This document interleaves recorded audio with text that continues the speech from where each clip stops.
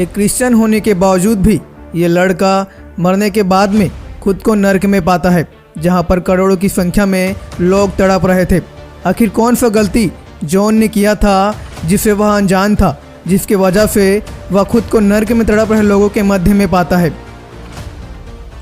I have no more chance. If I go down there, I can't come back. Like, Lord, please don't send me to hell. Please, like, God, please. My spirit left my body. I was terrified. It was so many people went to hell.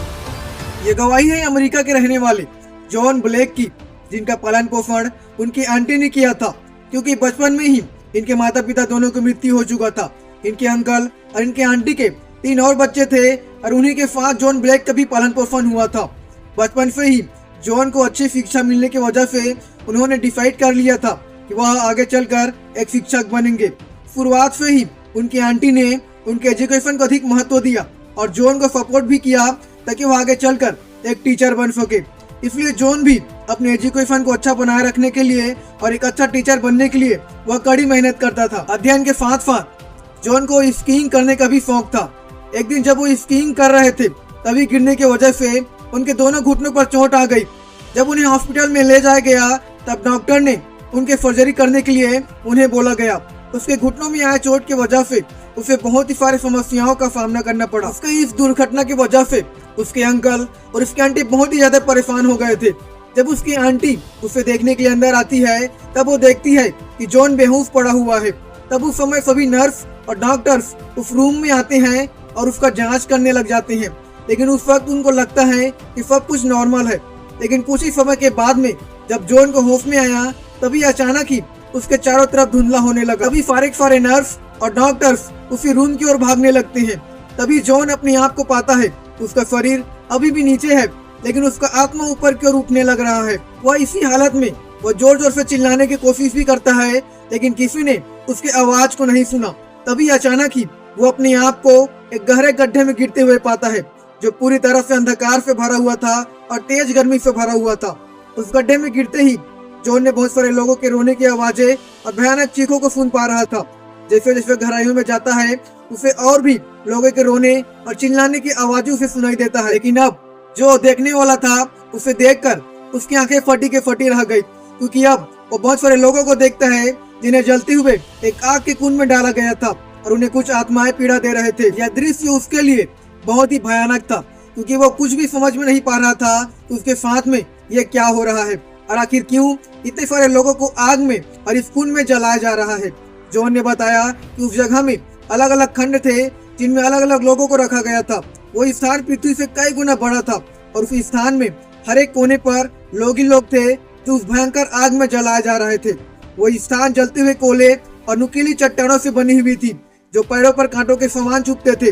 वहाँ पर हर एक कदम में पीड़ा और दर्द था, लेकिन फिर भी जॉन उस स्थान पर आगे बढ़ना बंद नहीं कर पा रहा था। उस जगह में उसे और भी गहराइयों में खींचा जा रहा था।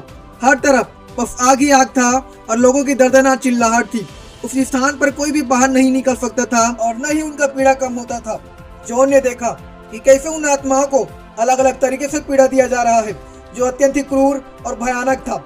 वहाँ पर बहुत सारे लोगों को बड़े बड़े जंजीरों से बांधा गया था और बहुतों को खंभे से बांधा गया था, और उनमें से हर एक को पीड़ा देने वाली आत्माएं अत्यंत पीड़ा देते थे और उन्हें तड़पाया करते थे। जब जब वही आत्माएं उन लोगों को पीड़ा पहुंचाती थी और उन्हें तड़पाती थी, तब तब वही आत्माएं ऐसा करके बहुत ही खुश होते थे और उन तड़प रहे लोगों को देखकर वही उनका मजाक उड़ाते थे। जॉन ने देखा कि वहाँ पर तड़प रहे लोगों को भारी जलती हुई जंजीरों को उठाने के लिए उन्हें मजबूर किया जा रहा था। तब उसने और भी तड़प रहे लोगों को देखा, जिनको पीड़ा देने वाली आत्माएं कोड़े से मार रहे थे और हर एक को चाबुक से मार रहे थे। वहाँ का वातावरण पीड़ित आत्माओं के रोने और चिल्लाने से भर गया था। हर तरफ दुख और पीड़ा था। उन पीड़ा देने वाली आत्माओं के तेज पैरों से उनको कुचला जा रहा था। अन्य लोग जो करोड़ों की संख्या में थे, वे सभी उबलती हुई आग में डुबाए जा रहे थे। उनको बाहर निकलने भी नहीं दिया जाता था, जिसके वजह से वे सभी पीड़ित आत्माएं अत्यंत पीड़ा में चिल्लाते थे। उनके चिल्लाहट इतना तेज था कि वह स्थान पूरी तरह से गूंज जाता था। उनमें से कुछ को जेल के अंदर रखा गया था, जो निरंतर परमेश्वर से विनती कर रहे थे ताकि उन्हें उस अनंत पीड़ा से आजाद किया जाए। जॉन आगे बताता है कि उनमें से बहुत सारी नई आत्माएं भी थी, जिनको अभी अभी नर्क में लाया गया था। उन सभी आत्माओं को उस उबलते हुए आग के एक बड़े से झील में डाल दिया जा रहा था। इसके वजह से उनके चेहरे में आग जाते ही वो गलना शुरू हो जाते थे और वे सभी जलने के वजह से काले पड़ जाते थे। उस स्थान पर कोई भी दया नहीं था। वहाँ का दुख और पीड़ा कभी भी खत्म नहीं होता था। लोग निरंतर पीड़ा में पड़े रहते और भयानक रीति से उस पीड़ा में चिल्लाते थे। वे सभी चाहकर भी उस स्थान से बाहर नहीं निकल सकते थे। जब वे सभी जीवित थे तब उनके पास में ऑफर था अपने जीवन को सुधारने के लिए, लेकिन उन्होंने अपने समय और अपने जीवन को गलत कामों में और अधर्म में गंवा दिया।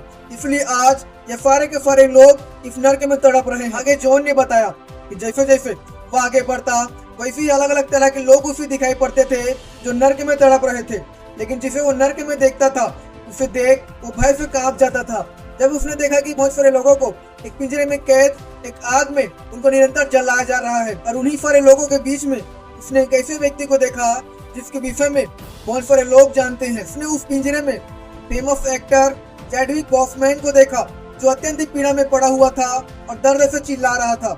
सबसे भयानक चीज वह थी अग्नि जो निरंतर जल रहा था, लेकिन फिर भी वैसे भी जीवित थे और वैसे भी आग के पिंजरे में फंसे हुए थे और निरंतर वैसे भी दर्द से चिल्ला रहे थे। जब जॉन उसे देख रहा था तभी परमेश्वर ने उससे कहा, इसने हमेशा प्रसिद्धि और सफलता को ही सिखाया, लेकिन उन्होंने कभी भी उन प्रचारकों को ग्रहण नहीं किया जो उनके पास में आए हुए उद्धार के संदेश को लेकर आए थे। उन्होंने उनको स्वीकार नहीं किया जो उद्धार के बारे में उन्हें बता रहे थे। इसलिए अब वे सभी के सभी अनंत काल तक इस कभी न खत्म होने वाली पीड़ा में और अनंत काल तक जलते रहेंगे और दर्द से चिल्लाते रहेंगे। जॉन वहीं पर खड़ा हुआ सब कुछ सुन रहा था और इन सभी दृश्यों को देख वह अत्यंत ही डर से कांप रहा था। उसी पिंजड़े के दूसरी तरफ और भी लोग थे जिनके चेहरे को देख जॉन पहचान जाता है। उन हजारों तड़प रहे लोगों के बीच में उसने एक और व्यक्ति को पहचान लिया जो बाघों के साथ साथ उस भयानक आग में जलाया जा रहा था। उसने एक और मशहूर एक्टर को देखा जिसका नाम पॉल वॉकर था। पॉल को एक मोटी से जलती हुई जंजीरों से बांधा गया था जो उसके शरीर के चारों तरफ मजबूती से लिपटी हुई थी, जिससे उसका मांस झुलस रहा था और उसका चेहरा पीड़ा से मरोड़ा जा रहा था क्योंकि वह अब उस जलती हुई जंजीरों से बांधा हुआ था और अत्यंत पीड़ा से वह चिल्ला रहा था। वह जलती हुई जंजीरें इतना अधिक गर्म था जिससे उसके त्वचा अत्यंत पिघलने लग रहा था। तभी अचानक ही कुछ पीड़ा देने वाली आत्माएं उसके सम्मुख में और उसे खींचकर उसे पिंजड़े से बाहर निकालते हैं और उससे कहा, तुमने सोचा था कि तुम्हारी प्रसिद्धि और भाग्य तुम्हें बचा सकता है। तभी वह सारी पीड़ा देने वाली आत्माएं उस पर हंसने लगती हैं और उसे पीड़ा पहुंचाने लगते हैं।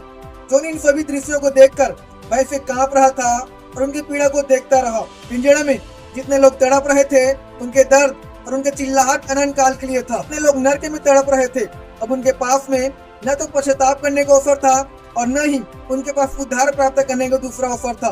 प्रभु ने आज आपको और मुझे जीवित रखा है।